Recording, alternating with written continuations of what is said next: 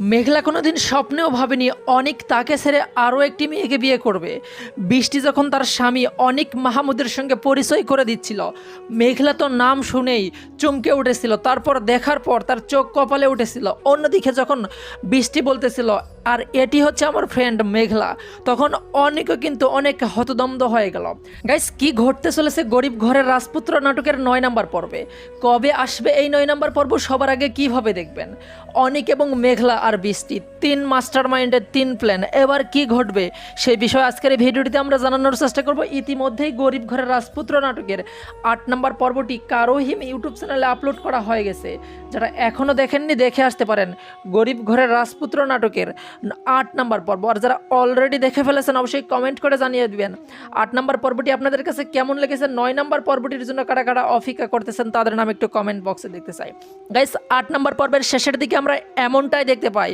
প্রথমের দিকে কিন্তু মেঘলা এবং বৃষ্টির মাঝে কোনো এক কারণে বন্ধুত্ব তৈরি হয়। কোনো এক কারণে বলতে মেঘলা পড়ে যেতে ধরেছিল, আর কি বৃষ্টি পড়ে যেতে ধরেছিল, মেঘলা কিন্তু তাকে সাহায্য করেছিল।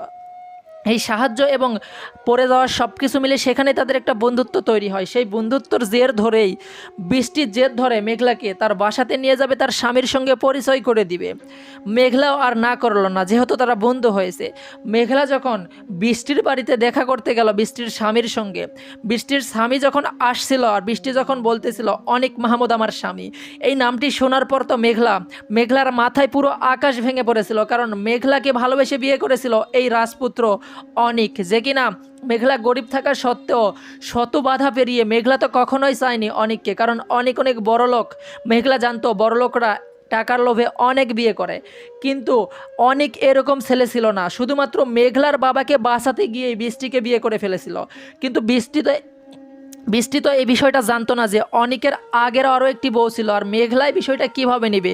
মেঘলাকে যদি বোঝানো হয়, অনিক যদি বোঝানোর চেষ্টা করে শুধু তোমার বাবাকে বাঁচানোর জন্য যে 4.5 লক্ষ টাকার প্রয়োজন ছিল, সেই টাকাটা কোথাও পাচ্ছিলাম না। শেষ পর্যন্ত তার বাবা, বৃষ্টির বাবা বলেছিল যদি বৃষ্টিকে আমি বিয়ে করি তাহলেই টাকা পয়সা, ধন সম্পদ সব কিছু পাবো। অন্যদিকে আমার বন্ধু যে আমার সঙ্গে বেইমানি করেছে রাতুল, এই রাতুলের প্রতিশোধ নিতে হলেও কিছু টাকার প্রয়োজন ছিল। সেই কারণেই কিন্তু অনিক এই কাজটা করে ফেলে।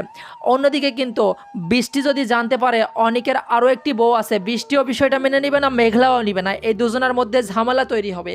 আর এই সুযোগ কি রাতুল আবারও এই অনিকের উপর অন্য কোনো প্রতিশোধ নিতে চলেছে?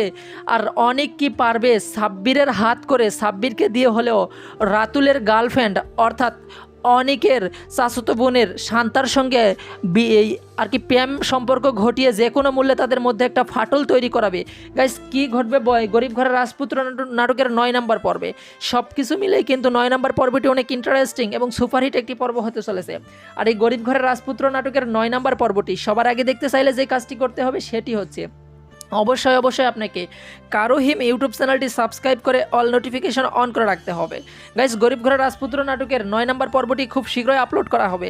শুটিং, এডিটিং, কালার সব কিছু মিলে 4-5 দিনের মধ্যে পেয়ে যাবেন কারোহিম ইউটিউব চ্যানেল। আশা করছি বোঝাতে পারছি। সম্মানিত দর্শক মণ্ডলী, এই ছিল আজকের ভিডিওটি কেমন লাগলে কমেন্ট করে জানিয়ে দিন। ভালো লাগলে বন্ধুদের মাঝে শেয়ার করবেন, চ্যানেলে নতুন হলে চ্যানেলটি সাবস্ক্রাইব করবেন। পরবর্তী ভিডিও সবার আগে পেতে অবশ্যই সাবস্ক্রাইব করে অল নোটিফিকেশন অন করে রাখবেন। সো গাইস, এই ছিল ভিডিও। পরবর্তী ভিডিও দেখার আমন্ত্রণ জানিয়ে এখানেই বিদায় নিচ্ছি। সবাই ভালো থাকবেন, সুস্থ থাকবেন, অন্যায় হতে বিরত থাকবেন।